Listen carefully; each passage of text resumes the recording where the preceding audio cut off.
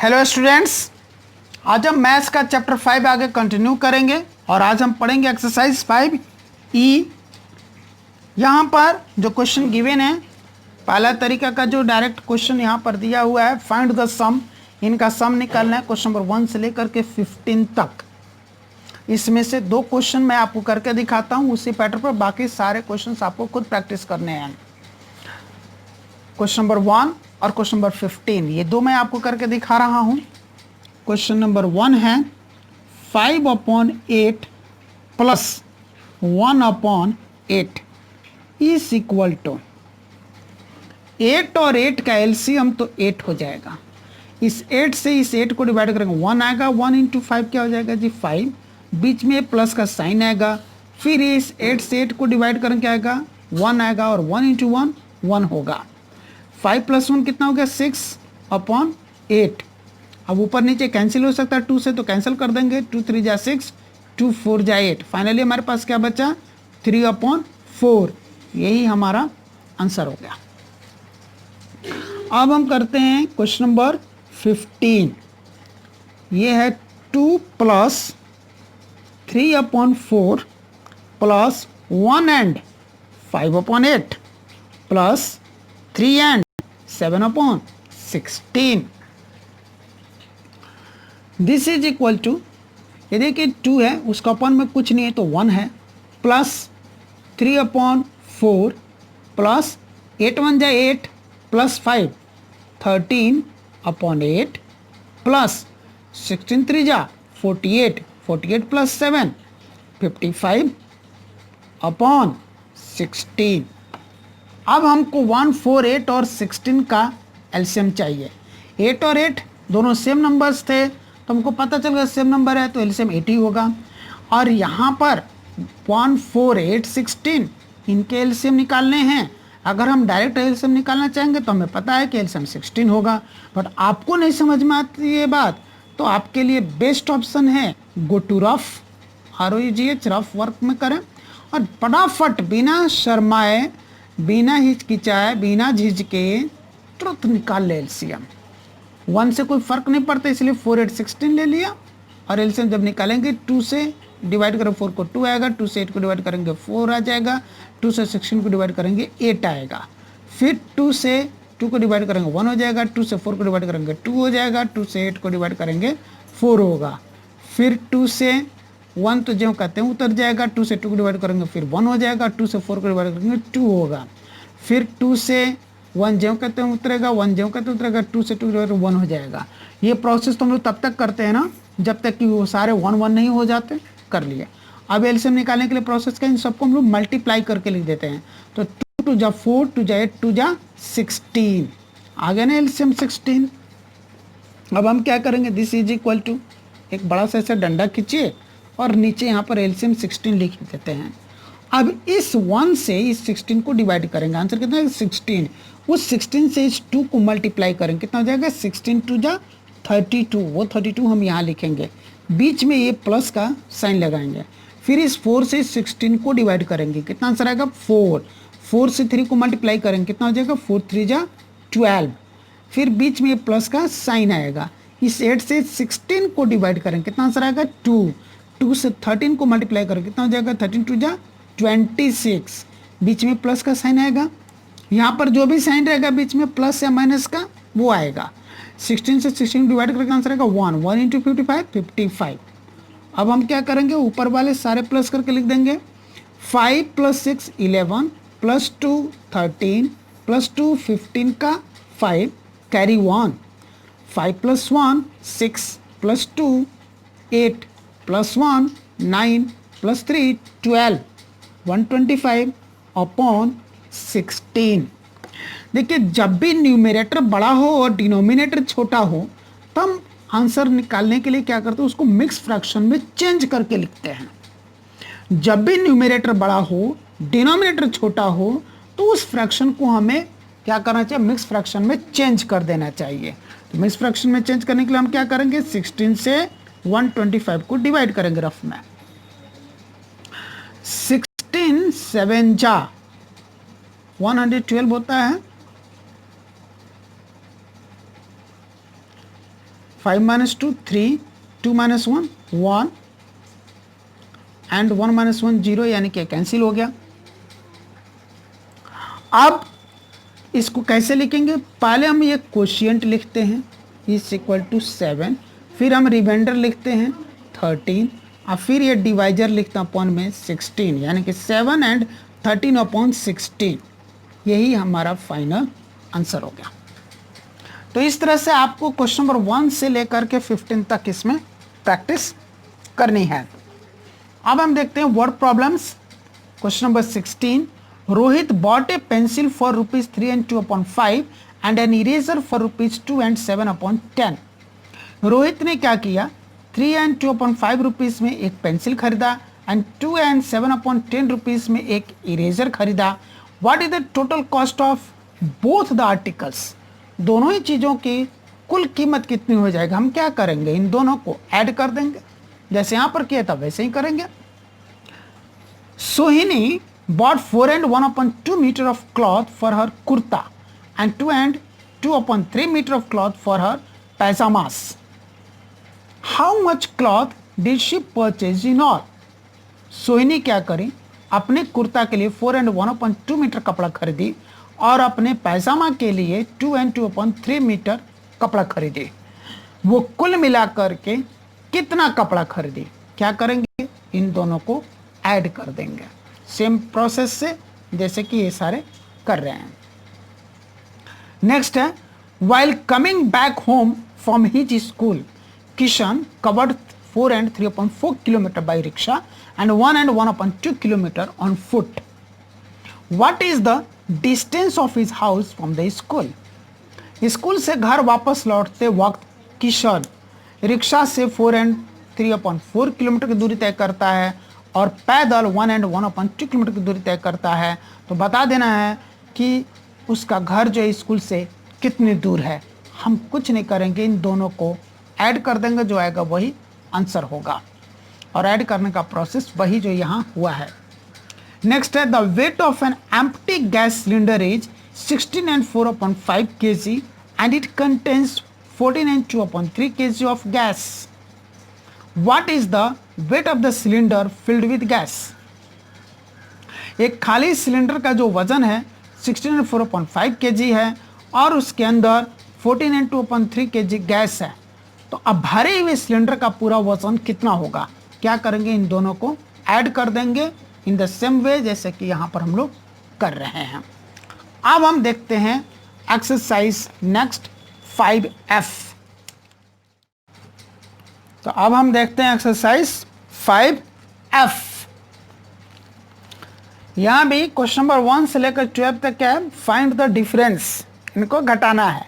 2 question मैं इसमें से करके दिखा रहा हूँ, बाकी उसी बेसिस पे आपको खुद प्रैक्टिस करनी है।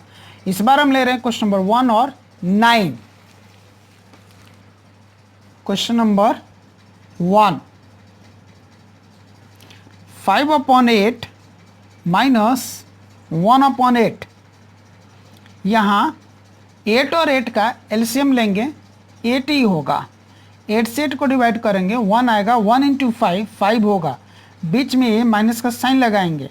फिर 8 से 8 को डिवाइड करेंगे, 1 आएगा, 1 into 1 1 होगा। 5 minus 1 4/8। अब ये ऊपर नीचे कैंसिल हो जाएगा, 4 1 जा 4, 4 2 जा 8, 1/2। यही हमारा फाइनल आंसर हो गया। Question number 9, 2 and 3/10 minus 1 and 7/15।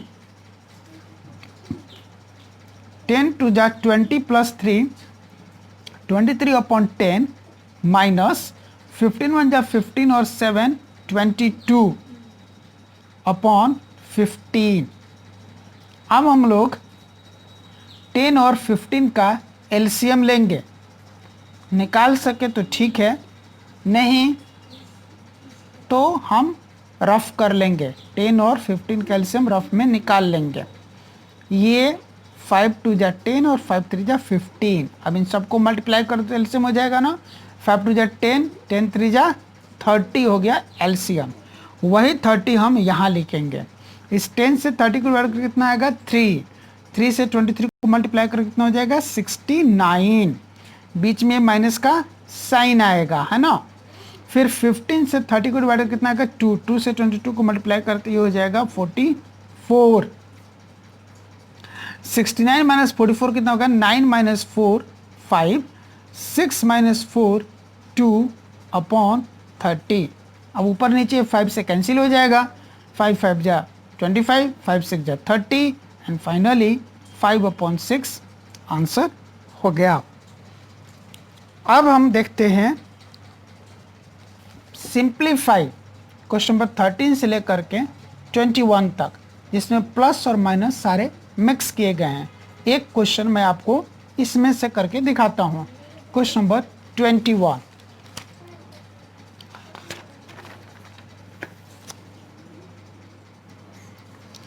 ये है 3 + 1 एंड 1/5 प्लस 2/3 माइनस 7/5।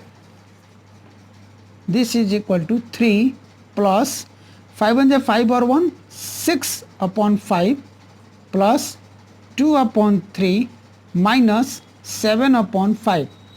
3 का अपॉन में कुछ नहीं है तो 1 है। अब हम 1 5 3 और 5 का एलसीएम लेंगे।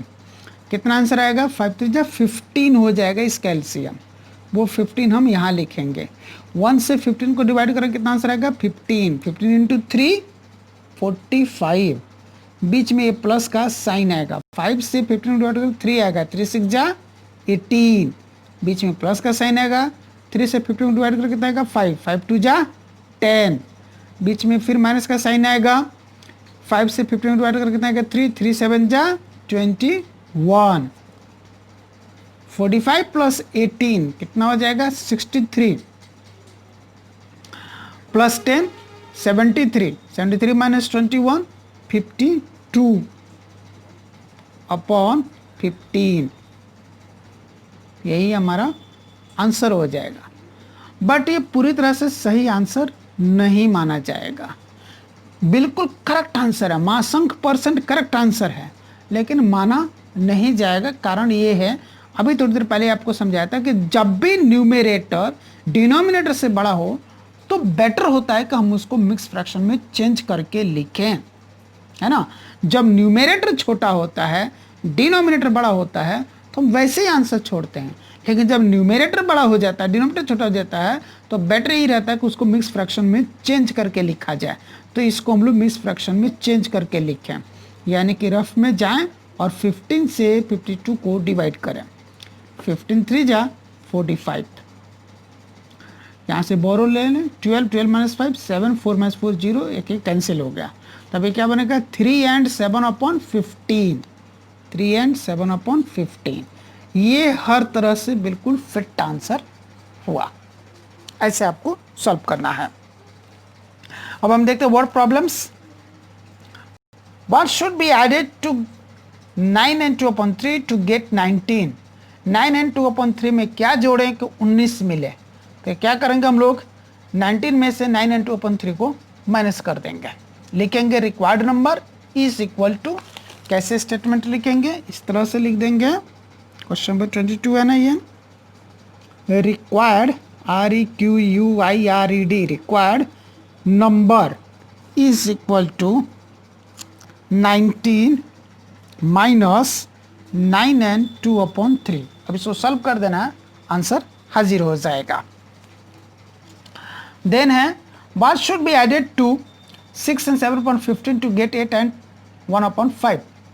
6 and 7/15 में क्या जोड़ें कि 8 and 1/5 मिले। फिर वही बात, 8 and 1/5 में से 6 and 7/15 माइनस कर देंगे। क्या लिखेंगे required number is equal to 8 and 1/5 minus 6 and 7/15, जैसे क्वेश्चन नंबर 22 में लिखा था। नेक्स्ट है subtract the sum of 3 and 5/9 and 3 and 1/3 from the sum of 5 and 5/6 and 4 and 1/9। 3 and 5/9 और 3 and 1/3 के सम को 5 and 5/6 and 4 and 1/9 के सम में से घटा देना है। यानी कि आपको क्या काम करना है, ये काम करना है। क्वेश्चन नंबर 24 में 5 and 5/6 plus 4 and 1/9 minus 3 and 5/9 plus 3 and 1/3, यानी कि इसको अलग सॉल्व करना है, इसको अलग सॉल्व करके फिर दोनों को घटा देना है ना। यानी कि ये हो गया 6 5 जा 30 प्लस 5 35/6 प्लस 9 4 जा 36 प्लस 1 37/9 माइनस 9 3 जा 27 और 5 32/9 प्लस 3 3 जा 9 और 1 10/3।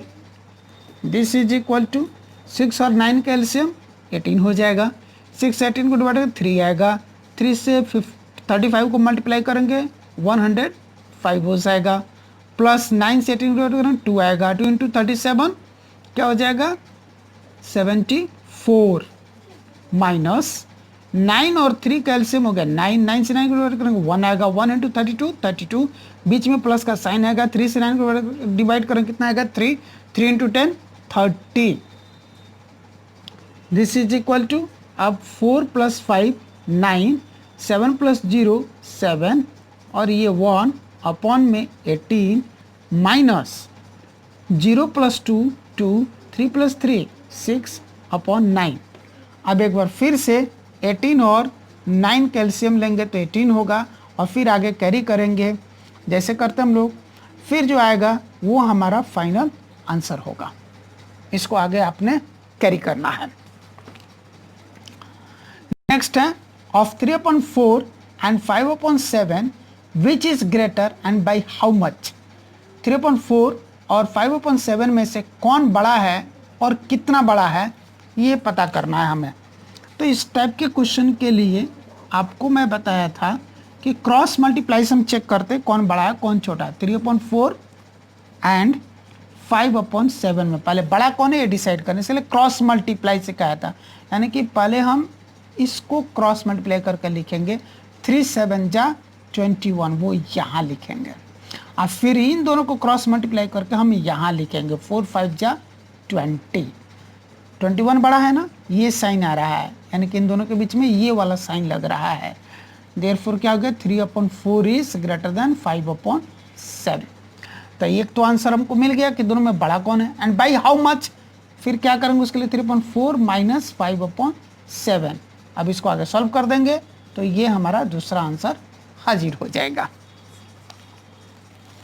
Then Mrs Soni bought 7 and 1/2 liters of milk. Out of this milk 5 and 3/4 liters was consumed. How much milk is left with her? Mrs Soni ने 7 and 1/2 लीटर दूध खरीदा, उसमें से 5 and 3 दूध जो है 5 and 3/4 लीटर जो दूध है वो कंज्यूम हो गया है यानी कि खर्च हो गया है। अब कितना दूध बचा हुआ है 7 and 1/2 में से 5 and 3/4 घटा देंगे। Milk left is equal to 7/2 minus 5 and 3/4। उसको आगे सॉल्व कीजिए आंसर हाजिर होगा। A film show lasted for 3 and 1/3 hours. Out of this time 1 and 3/4 hours was spent on advertisements. What was the actual duration of the film? एक film जो है 3 and 1/3 hours तक चली जिसमें से 1 and 3/4 hours तो एडवर्टाइजमेंट में ही खर्च हो गया। तो फिल्म एक्चुअली कितनी देर का था इसके लिए हम क्या करेंगे required duration is equal to 3 and 1/3 minus 1 and 3/4। इसमें से इसको घटा देंगे जो आएगा वही हमारा फाइनल आंसर होगा। In one day a rickshaw puller earned rupees 137 and 1/2. Out of this money he has spent rupees 56 and 3/4 on food. How much money is left with him? एक दिन एक रिक्शा चालक 137 and 1/2 रुपीज़ कमाया, उसमें से 56 and 3/4 rupees food पर खर्च कर दिया। कितना भोजन और उसके कितना पैसा उसके पास और बच गया, कितना पैसा और उसके पास बच गया। तो left money is equal to rupees 137 and 1/2 minus rupees 56 and 3/4। अब इसको सॉल्व कर देंगे जो आएगा वही हमारा फाइनल आंसर होगा। A piece of wire 23/4 meters long broke into two pieces. one piece is 5/8 metre long, how long is the other piece. एक तार जो है वो 2.3.4 मीटर लंबा है, वो दो टुकड़ों में टूट गया। एक टुकड़े की लंबाई जो है 5/8 मीटर है, दूसरे टुकड़े की लंबाई कितनी है? तो क्या लिखेंगे? Length of second piece is equal to 2.3.4 minus 5/8। फिर उसको सॉल्व कर देंगे, हमारा फाइनल आंसर आ जाएगा। इसके बाद एक्सरसाइज 5G है। इसमें जो क्वेश्चंस आए हैं वो वही आए हैं जो अभी तक हमने पूरे चैप्टर में डिस्कस किया। Exercise 5A, 5B, 5C, 5D, 5E और 5F तक उसी पे बेस्ड ऑन है। फिर टेस्ट पेपर 5B उसी पे बेस्ड ऑन है। अब ये आपकी जिम्मेदारी है कि इस चैप्टर 5 को शुरू से लेकर के अंत तक, कंप्लीट चैप्टर को बिल्कुल शुरू से लेकर के बिल्कुल अंत तक एक एक एग्जाम्पल्स के एक एक पार्ट्स आप सॉल्व करें, एक एक एक्सरसाइज के एक एक क्वेश्चन के एक एक पार्ट आप सॉल्व करें और इस चैप्टर पर आप कमेंट करें। हाँ, अगर कहीं भी किसी भी क्वेश्चन में आपको तनिक भी दिक्कत आती है, जरा सी भी दिक्कत आती है उसको सॉल्व करने में, तो आप मुझे ज़रूर बताएं, मैं आपकी हेल्प ज़रूर ज़रूर ज़रूर करूँगा।